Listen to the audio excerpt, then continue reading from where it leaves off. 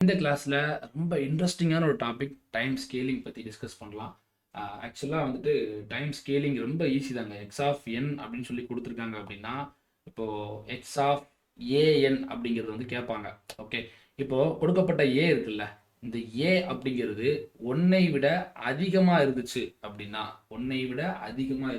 அது என்னன்னு சொல்கிறாங்கன்னா டைம் கம்ப்ரஷன் அப்படிங்கிறாங்க. என்ன டைம் கம்ப்ரஷன்? இதை வேற என்னென்ன வழிலாம் சொல்கிறாங்க, இதெல்லாம் வந்து நோட் பண்ணிக்கோங்க. மேபி உங்களுக்கு வந்து யூஸ் ஆகலாம். டவுன் சாம்பிளிங் அப்படின்னு சொல்கிறாங்க. அல்லது இதை வேற எப்படி சொல்கிறாங்க, டெசிமேஷன். இதை நோட் பண்ணிக்கோங்க. ஓகே, யூஸ் ஆகும். தியரி பேஸ்டு கொஸ்டினுக்கு யூஸ்ஃபுல்லாக இருக்கும். ரைட்டு.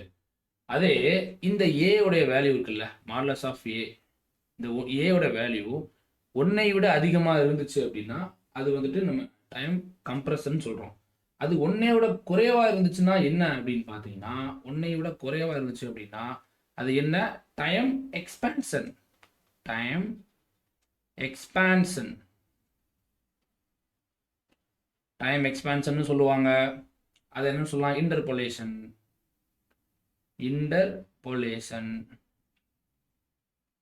அல்லது அப் சாம்பிளிங். ஓகே, அப் சாம்பிளிங். ஸோ இந்த பாயிண்ட்லாம் நோட் பண்ணிக்கோங்க. இது எல்லாமே உங்களுக்கு வந்து கண்டிப்பாக யூஸ்ஃபுல்லாக இருக்கும். ஓகே, இப்போ நம்ம வந்துட்டு ஒன்றுமே வந்து நம்ம என்ன செய்யலாம், டீட்டெயிலாக பார்க்கலாம். டைம் கம்ப்ரஷன், டைம் எக்ஸ்பான்ஷன் பற்றி பார்க்கலாம். ரொம்ப கஷ்டம்தான் கிடையாது. ஃபர்ஸ்ட் வந்து நான் என்ன பண்ண போகிறேன் அப்படின்னா, ஃபர்ஸ்ட் வந்துட்டு டைம் கம்ப்ரஷன் பார்க்கலாம். Time compression.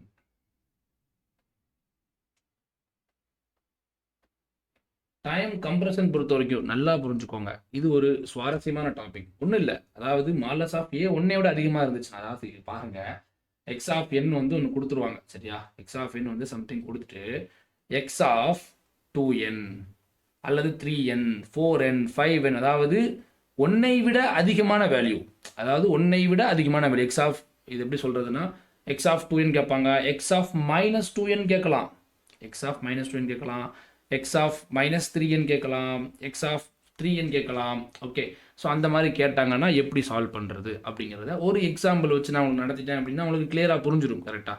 ஸோ ஒரு எக்ஸாம்பிள் வச்சு நான் வந்து இப்போ என்ன செய்கிறேன், உங்களுக்கு நடத்தி காட்டுறேன். யா, சேம் எக்ஸாம்பிள், ஒரே எக்ஸாம்பிளை போட்டு நம்ம அடிக்கிறது நல்லதுன்னு நினைக்கிறேன். நம்ம கொஞ்சம் ப்ராப்ளம் சால்விங்கில் வந்து என்ன செய்யலாம், நிறைய ப்ராப்ளம்ஸ் வந்து பார்க்கலாம். பல ப்ராப்ளம்ஸ் வச்சு வியூ பண்ணலாம். இப்போதைக்கு நம்ம என்ன செய்யலாம், ஒரு எக்ஸாம்பிளை வச்சு மட்டும் இப்போதைக்கு நம்ம மூவ் பண்ணலாம். Okay, yeah, X of n கொடுத்துருக்காங்க, X of n n. Okay, already பார்த்த ப்ராப்ளம் தான், உங்களுக்கு புரியுதுக்கு தான் நான் இந்த ப்ராப்ளம் எடுத்திருக்கேன். ஓகே, 0 1 2 3 4. Okay, yes, 1 3 4. போன வீடியோக்களில் பார்த்தா அதே ப்ராப்ளம் தான், ஒரே ப்ராப்ளம் தான் நம்ம பார்க்குறோம். ஓகே, நிறைய ப்ராப்ளம் வேண்டாம், ஒரே கான்செப்ட் வச்சு நான் ஒரே ப்ராப்ளம் வச்சு எல்லாத்தையுமே எக்ஸ்பிளைன் பண்ணுறது உங்களுக்கு ஈஸியாக இருக்கும். இப்படி கொடுத்துட்டு அவங்க என்ன கேட்குறாங்கன்னா, ஃபைண்ட் எக்ஸ் ஆஃப் 2n என்ன, அல்லது அதே மாதிரி எக்ஸ் ஆஃப் 3n என்ன வரும், இதான் வந்து question. X of 2n first கொடுக்கப்பட்ட இந்த கிராஃப் பார்த்தீங்கன்னா என்ன ஆகும், டைம் என்ன ஆகும், டைம் டொமைன் கம்ப்ரஸ் தான் ஆக போகுது. எப்படி நம்ம சொல்கிறோம் கம்ப்ரஸ் ஆகும்ட்டு, இங்கே வந்து பாருங்கள் என்ன இருக்குது, modulus of A greater than equal to 1 இருக்குது. ஸோ டைம் கம்ப்ரஷன் அப்படிங்கிறது உறுதியாயிடுச்சு. ஃபஸ்ட்டு கொடுக்கப்பட்ட கிராஃப் நம்ம என்ன செய்யணும் அப்படின்னா, ஈக்குவேஷன் ஃபார்மேட்டில் எழுதணும். என்ன வரும், X of n equal to 0 1 3 4 4. அவ்வளோதான். இங்கே என்ன இருக்க போகுது, இது ரெஃபரன்ஸ். ஓகேவா, ரொம்ப ஈஸிங்க, ரொம்ப ரொம்ப ஈஸி. அவங்க என்ன கேட்குறாங்க, எக்ஸ் ஆஃப் 2n கேட்குறாங்க. ஃபர்ஸ்ட் நம்ம என்ன செய்ய போகிறோம், எக்ஸ் ஆஃப் 2n ஃபைன் பண்ண போகிறோம். எக்ஸ் ஆஃப் 2n தானே ஃபைன் பண்ண போகிறேன், எக்ஸ் ஆஃப் 2n தானே ஃபைன் பண்ண போகிறோம். அப்போது n ஈக்குவல் டு 0 இருந்துச்சுன்னா எக்ஸ் ஆஃப் 2 × 0 என்ன வரும், 0. என்ன சார் எக்ஸ் ஆஃப் 0, இது 0, என்ன இது 0, இது 1, இது 2, இது 3, இது 4. கரெக்டா, சிம்பிள் தாங்க. பாருங்க, கவனமாக பாருங்க, ஒன்றும் நான் பண்ணல, மேஜிக்லாம் பண்ணல. எக்ஸ் ஆஃப் 2 இன்டு என்னுக்கு பதிலாக 0ங்க ஈக்குவல் டு என்ன வரும் எக்ஸ் ஆஃப் 0. எக்ஸ் ஆஃப் 0 என்ன சார் வரும் 0. எக்ஸ் ஆஃப் 0 என்ன சார் இருக்கு 0 இருக்கு. அப்போ 0. அதே மாதிரி n equal to 1. n equal to 1 போட்டால் நமக்கு என்ன கிடைக்கும் எக்ஸ் ஆஃப் 1 என்ன X of 2 into 1 X of 2 வருது. Sorry X of 2. X of 2 என்ன சார் இருக்கு எக்ஸ் ஆஃப் 2 பாருங்க எக்ஸ் ஆஃப் 2 எங்க இருக்கு எக்ஸ் ஆஃப் 2ங்கிறது இந்த இருக்கு 3 கரெக்டா. எக்ஸ் ஆஃப் 2ங்கிறது என்ன 3 ரைட்டு. அப்புறம் n ஈக்குவல் டு 2 அப்படின்னு சப்ஸ்டியூட் பண்றேன். அப்ப என்ன வரும் எனக்கு X of 2 into 2 equal to X of 2 2 sir 4. பாருங்க எக்ஸ் ஆஃப் 4 என்ன சார் இருக்கு 4. அவ்வளோதான் முடிஞ்சு போச்சு ரைட்டு. n ஈக்குவல் டு 0 1 2க்கு போட்டோம். அப்புறம் என்ன 3 போடலாம். அதுக்கப்புறம் நம்ம ஸ்டாப் பண்ணிடலாம். n ஈக்குவல் டு 3 என்ன வரும் n ஈக்குவல் டு 3ன்னு போட்டால் எக்ஸ் ஆஃப் 2 இன்டு n என்ன 3 2n சப்ஸ்டியூட் பண்ணால் எக்ஸ் ஆஃப் 6 அப்படின்னு கிடைக்குது. 6 இங்கே இருக்கா இங்கே இல்லை அப்போ 0.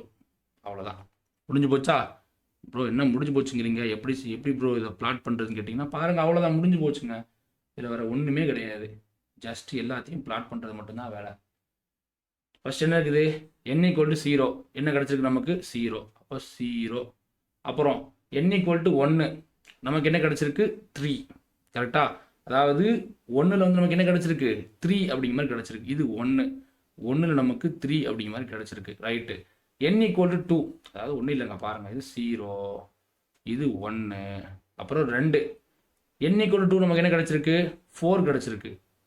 4 கிடச்சிருக்கா அப்போ 4 ரைட்டு. அப்புறம் n ஈக்குவல் டு 3 நமக்கு என்ன கிடச்சிருக்கு 0 தான் கிடச்சிருக்கு. ஸோ அப்போ 0. 4ல் நமக்கு என்ன தான் கிடைக்கும் 0 தான் கிடைக்கும். அப்போது என்ன நடந்திருக்கு 3 4 என்ன நடந்திருக்கு எக்ஸ் ஆஃப் 2n இங்கே என்ன இருக்கும் இங்கே என்ன நடந்திருக்கு கம்ப்ரஸ் ஆகிருக்கு. பாருங்க இந்த கிராஃபு இந்த கிராஃபா என்ன ஆயிடுச்சு கம்ப்ரஸ் ஆகிருக்கு எக்ஸ் ஆஃப் 2n அப்படிங்கிறது. இப்போ இதுக்கு நம்ம என்ன செய்யலாம் ஈக்குவேஷன் ஃபார்மேட்டே எழுதலாம். எப்படி எழுதலாம் X of 2n equal to 0 இடத்துல என்ன இருக்கு 0 3 4 அவ்வளோதான். ஓகே ஸோ சிம்பிளான ஒரு டாபிக் இது சிம்பிளான ஒரு கான்செப்ட். இந்த மாதிரி நமக்கு கிடைச்சிருக்கு. இங்கே வந்து 0வே ஆட் பண்ணிக்கலாம் ஒன்றும் தப்பு கிடையாது. ஆட் பண்ணாலும் தப்பு கிடையாது ஆட் பண்ணாலும் தப்பு கிடையாது. ஓகே கமா 0 ஓகேவா. ஸோ என்ன ஆயிருக்கு கம்ப்ரஸ் ஆகிருக்கு. ஸோ கம்ப்ரஸ் உங்களுக்கு புரிஞ்சிருச்சா எக்ஸ் ஆஃப் என்னன்னு சொல்லி கொடுத்துருக்காங்க கிராஃபு எக்ஸ் ஆஃப் 2n கேட்டிருக்காங்க. கம்ப்ரஸ் ஆயிடுச்சா கிராஃப் கம்ப்ரஸ் ஆயிடுச்சுங்க அவ்வளோதான் ரைட்டு. X of 2n பார்த்தாச்சா. இப்போ எக்ஸ் ஆஃப் 3n பார்க்கலாமா கொஞ்சம் ஃபாஸ்ட்டாக போடட்டுமா. எக்ஸ் ஆஃப் 3n கொஞ்சம் ஃபாஸ்ட்டாக போடுறேன். ஓகே எக்ஸ் ஆஃப் 2n பார்த்தாச்சு. இப்போ எக்ஸ் ஆஃப் 3n நம்ம என்ன செய்யலாம் பிளாட் பண்ணலாம். எதாவது அழிச்சிடலாமா கொஞ்சம் ஈஸியாக இருக்கும் அழிச்சிட்டோம் அப்படின்னா. நான் வேறு இடத்துல போய் சால்வ் பண்ணிட்டு இருக்க வேண்டாம். இது அப்படியே சப்ஸ்டியூட் பண்ணுறது நான் வேலை. ஸோ சிம்பிளாக நான் சொல்கிறேன் பாருங்கள் right. Okay X of 3n என்ன எக்ஸ் ஆஃப் 3n இதையும் அழிச்சிடலாம். ஒரு இன்ட்ரெஸ்டிங்கான டாபிக் தாங்க இந்த சிக்னல்ஸ் அண்ட் சிஸ்டம்ஸ். ஆனால் மறந்து போகக்கூடிய டாபிக் ரொம்ப கவனமாக இருக்கணும். என்ன சார் வரும் X of first n equal to 0 substitute பண்ணணும். அப்போ எக்ஸ் ஆஃப் 3 இன்டு 0 என்ன வரும் 0. எக்ஸ் ஆஃப் 0 என்ன சார் 0. அப்புறம் எக்ஸ் ஆஃப் 3n என்னுக்கு பதிலாக 1 போடுங்க என்ன வரும் 3 வருமா எஸ் 3 என்ன 4. அப்புறம் என்னுக்கு பதிலாக 2 போடுங்க 2 போடுங்க என்ன வரும் எக்ஸ் ஆஃப் 3 இன்டு 2 என்ன வரும் 3 2 சார் 6. எக்ஸ் ஆஃப் 6 இங்கே என்ன இருக்குது 0. அவ்வளோதான் முடிஞ்சு போச்சு. எக்ஸ் ஆஃப் 9 என்ன 0. எக்ஸ் ஆஃப் 3n என்ன ஆயிடுச்சு ரொம்ப கம்ப்ரஸ் ஆயிடுச்சு. இப்போ இதை வந்து நம்ம வந்து ஈக்குவேஷனாகவும் எழுதலாம் ஸ்ட்ரெயிட்டாக நம்ம என்ன செய்யலாம், கிராஃபாகவும் பிளாட் பண்ணலாம். எக்ஸ் ஆஃப் 3n என்ன சார் வரும், 0, 4, 0, 0 இப்படி போட்டு நீங்கள் என்ன செய்யலாம், இப்படியும் போடலாம். அல்லது ரொம்ப சிம்பிளா 0, 4 அவ்வளோதாங்க. இவ்வளோதான் பிளாட்டு. இவ்வளோ பெரிய ஈக்குவேஷன் என்ன ஆயிடுச்சு, கம்ப்ரஸ் ஆயிடுச்சு. இப்போ இதை நம்ம கிராஃப்லையுமே போட்டு காட்டலாம். டைம் டொமைன் கிராஃபில் வந்து போட்டு காட்டலாம்.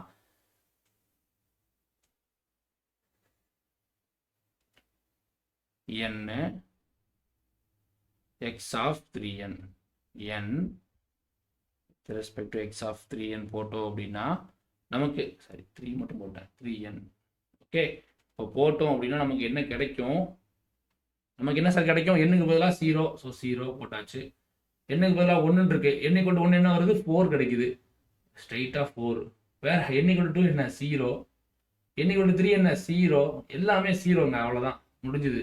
0, 4, 0, 0, ஸோ 0, 1, 2, 3 அவ்வளோதான். ஸோ இவ்வளோ தான் பார்த்தீங்கன்னா டைம் கம்ப்ரெஷன். ஓகே, இதே கான்செப்ட் நான் என்ன செய்கிறேன் அப்படின்னா டைம் எக்ஸ்பான்ஷனுக்கு எக்ஸ்பிளைன் பண்ணட்டுமா, அதுவுமே ரொம்ப கஷ்டம் கிடையாது. பாருங்கள், time expansion. So X of 2n X of 3n நான் சால்வ் பண்ணி காமிச்சிட்டேன். ஓகே, இப்போ அடுத்து நம்ம வந்து என்ன செய்யலாம், டைம் கம்ப்ரெஷன் பார்த்துட்டோம். இப்போ நம்ம எக்ஸ்பான்ஷன் பார்க்கலாம். அது ரொம்ப டஃப்லாம் இல்லை.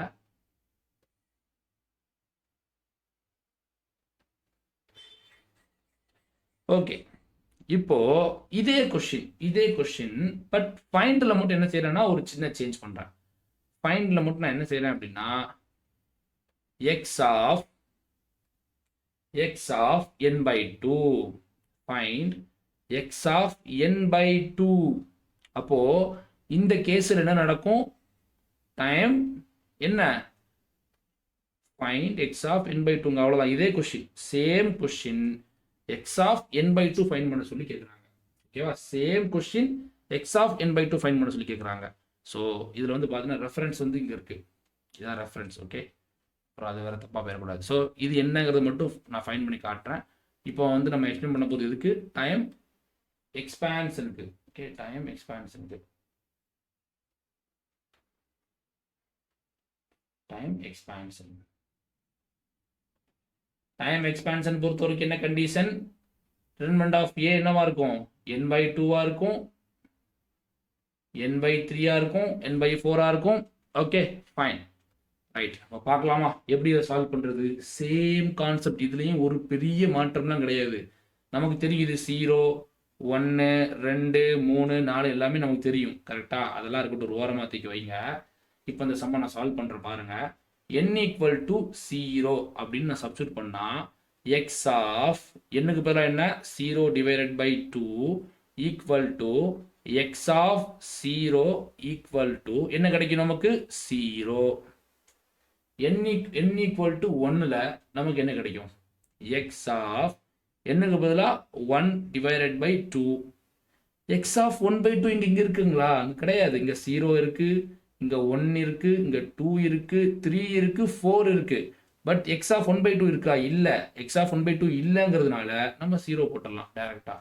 அதே மாதிரி n = 2ன்னு சப்ஸ்டியூட் பண்ணுங்க, என்ன கிடைக்கும், எக்ஸ் ஆஃப் n/2 தானே, என்னுக்கு பதிலாக 2/2. 2 2s are 1. So X of 1, X of 1 இங்கே என்ன சார் இருக்குது, 1க்கு பதிலாக 1 தான் இருக்குது. ஓகே, இப்போ அடுத்து n-க்கு பதிலாக 3 சப்ஸ்டியூட் பண்ணுங்க, n-க்கு பதிலாக 3 சப்ஸ்டியூட் பண்ணுங்க. அப்போ என்ன சார் வரும், எக்ஸ் ஆஃப் n-க்கு பதிலாக 3/2. எக்ஸ் ஆஃப் 3/2 என்ன கிடைக்கும், 1.5 கிடைக்கும். 1.5 இங்கே இருக்கா, இல்லை. அப்போ 0 போட்டுங்க, அவ்வளோதான். ஈஸியாக இருக்கா உங்களுக்கு பார்க்குறதுக்கு. n-க்கு பதிலாக இப்போ 4 சப்ஸ்டியூட் பண்ணுங்க, என்ன வரும், எக்ஸ் ஆஃப் 4/2. அப்போது 4/2னா 2 கரெக்டாக. எக்ஸ் ஆஃப் 2 அப்படிங்கிற மாதிரி கிடைக்குது. எக்ஸ் ஆஃப் 2 அப்படிங்கிறது என்ன சார், என்ன இருக்குங்க, எக்ஸ் ஆஃப் 2க்கு பதிலாக 3 இருக்குது. ஸோ 3 சப்ஸ்டியூட் பண்ணுங்க. இப்போ பாருங்கள், எக்ஸ் ஆஃப் 2க்கு பதிலாக என்ன இருக்குது, 3 இருக்குது. ஸோ 3 சப்ஸ்டியூட் பண்ணியாச்சு. அதே மாதிரி n-க்கு பதிலாக 5 சப்ஸ்டியூட் பண்ணுங்க, என்ன வரும், எக்ஸ் ஆஃப் 5/2. 5/2னா நமக்கு வந்து கிடையாது. ஸோ 0. அதே மாதிரி எண்ணுக்கு பதிலாக 6 போடுங்க, எண்ணுக்கு பதிலாக 6 போடுங்க. என்ன வரும்? X of 6/2. இப்போது எக்ஸ் ஆஃப் 6/2 போட்டால் 3 ஒரு எண்ணுக்கு பதிலாக எக்ஸ் ஆஃப் 3ங்கிற மாதிரி கிடைக்குது.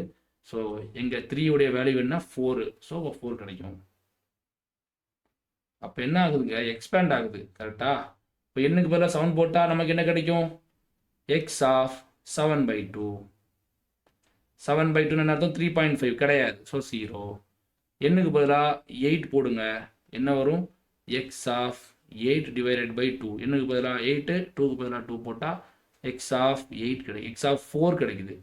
எக்ஸ் ஆஃப் 4 நமக்கு என்ன கிடைச்சிருக்கு? எக்ஸ் ஆஃப் 4 பாருங்க 4 அப்படிங்கிற மாதிரி இருக்கு. ஸோ அவ்வளோதாங்க, முடிஞ்சு போச்சு. இப்போ நம்ம என்ன செஞ்சிடலாம்? சிம்பிளாக எல்லாத்தையும் எழுதிட்டோன்னா நமக்கு தேவையான ஈக்குவேஷன் கிடைச்சிரும். தேர்ஃபோர் எக்ஸ் ஆஃப் n/2 நமக்கு எப்படி எக்ஸ்பேண்ட் ஆகுதுன்னு பாருங்க. ஃபர்ஸ்ட் 0க்கு பதிலாக என்ன இருக்குது? 0க்கு பதிலாக 0. ஓகே. அகைன் 1க்கு பதிலாகவும் 0. ரைட்டு. 2க்கு பதிலாக 1. ரைட்டு.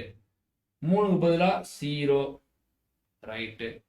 4க்கு பதிலாக 3. ரைட்டு. இங்கே தான் ரெஃபரன்ஸ். ஓகேவா? 5க்கு பதிலாக அகைன் 0. அப்புறம் 6க்கு பதிலாக 4. 7க்கு பதிலாக 0. 8க்கு பதிலாக 4. பாருங்க எவ்வளோ பெருசா இந்த டைம் டொமைன் ஈக்குவேஷன் பார்த்தீங்கன்னா எவ்வளோ பெருசாக எக்ஸ்பேண்ட் ஆயிடுச்சு. இப்போ இந்த கிராஃப் அப்போ என்ன செய்யும்? எக்ஸ்பேண்ட் ஆகும். கிராஃப் பாருங்க. கிராஃப் வந்துட்டு n with respect to n/2. நான் இது ஏன் நடத்துகிறேன் அப்படிங்கிறது உங்களுக்கு போக போக தான் புரியும். ஓகே. மெயினாக இந்த பேசிக்ஸ்லாம் தெரியாமல் உங்களால் கேட் லெவல் ப்ராப்ளம்ஸ்லாம் சால்வ் பண்ண முடியாது. ஓகே. கேட் எக்ஸாமினேஷனில் இப்போது சிக்னல்ஸ் அண்ட் சிஸ்டம்ஸ் ரொம்ப முக்கியமான ஒரு பார்ட்டாக இருக்குது. ஸோ இந்த கோர்ஸ் எல்லா டைப் ஆஃப் பீப்புளுக்கும் ஹெல்ப்ஃபுல்லாக இருக்கணுங்கிறது தான் என்னுடைய விஷ்.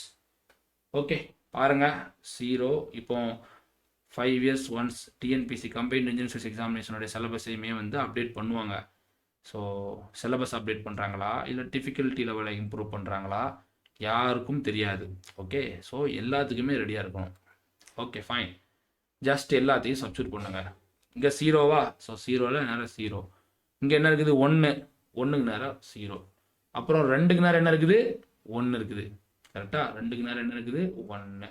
ஓகே. அப்புறம் அகைன் 0. அப்புறம் 4க்கு நேரம் என்னங்க இருக்குது? 4க்கு நேரம் 3 இருக்குது. அப்புறம் அகைன் 0. அப்புறம் 6க்கு நேரம் என்னங்க இருக்குது? 4 இருக்குது. அப்புறம் 7 0. 8க்கு நேரம் என்னங்க இருக்குது? அகைன் 4 இருக்குது. ஸோ என்ன தெரியுது உங்களுக்கு? 0 0 1 0 3 0 4 4. அப்போ என்ன நடந்திருக்கு? இந்த கிராஃப் எக்ஸ்பேண்ட் ஆயிருக்கு. ஸோ இவ்வளோ தான் பார்த்தீங்கன்னா time expansion. Okay. So time ஸ்கேலிங்கில் 2 முக்கியமான type, time expansion, time compression பற்றி டீட்டெயில்டாக பார்த்தாச்சு. நம்ம அடுத்த கிளாஸில் வந்து ஒரு ப்ராப்ளம் சால்விங் மட்டும் கண்டக்ட் பண்ணலாம். அந்த ப்ராப்ளம் சால்விங்கில் வந்து பார்த்தீங்கன்னா நம்ம அட்வான்ஸ் லெவல் ப்ராப்ளம்ஸ் எல்லாத்தையுமே வந்து நம்ம ப்ராக்டிஸ் பண்ணிட்டோம் அப்படின்னா நமக்கு இந்த டாபிக் முடிஞ்சிடும். நம்ம நெக்ஸ்ட் வந்துட்டு periodic, periodic classification of signals அதுக்குள்ளே போகலாம். ஓகே. பேசிக்ஸ்குள்ளே நம்ம இன்னும் பேசிக்ஸே நம்ம தாண்டலை. ஸோ இது கொஞ்சம் கொஞ்சமாக தான் போக முடியும். நீங்கள் பொறுமையாக உட்காந்து கிளாஸை வாட்ச் பண்ணணும், நோட்ஸ் எடுக்கணும். அப்போ தான் உங்களால் வந்துட்டு இது கிளியராக புரிஞ்சுக்க முடியும். ஐ ஹோப் இந்த ஒரு கோர்ஸ் பார்த்தீங்கன்னா யூடியூப்பில் வந்துட்டு கண்டிப்பாக செப்டம்பர் மந்த்துக்குள்ளே பப்ளிஷ் பண்ணணும் அப்படிங்கிறது தான் என்னுடைய எய்ம். ஓகே. கண்டிப்பாக உங்களுக்கு செப்டம்பர் மந்த்க்குள்ளே வந்துடும். கேட் எக்ஸாமுக்கு ப்ரிப்பேர் பண்ணக்கூடிய ஆஸ்பிரன்ட்ஸ்க்கு வந்து கண்டிப்பாக அது ஹெல்ப்ஃபுல்லாக இருக்கணும் நம்புகிறேன். கேட் எக்ஸாம் மட்டும் இல்லை, டிஆர்பி பாலிடெக்னிக் லெக்சர் எக்ஸாமினேஷனாக இருக்கலாம், டிஎன்பிசி கம்பைன்ட் இன்ஜினியரிங் எக்ஸாமினேஷனாக இருக்கலாம், டான்ஸ்ட் எக்ஸாமினேஷன் ப்ரிப்பேர் பண்ணக்கூடிய எல்லாருக்குமே அது ஹெல்ப்ஃபுல்லாக இருக்கணும். Thanks for watching this video.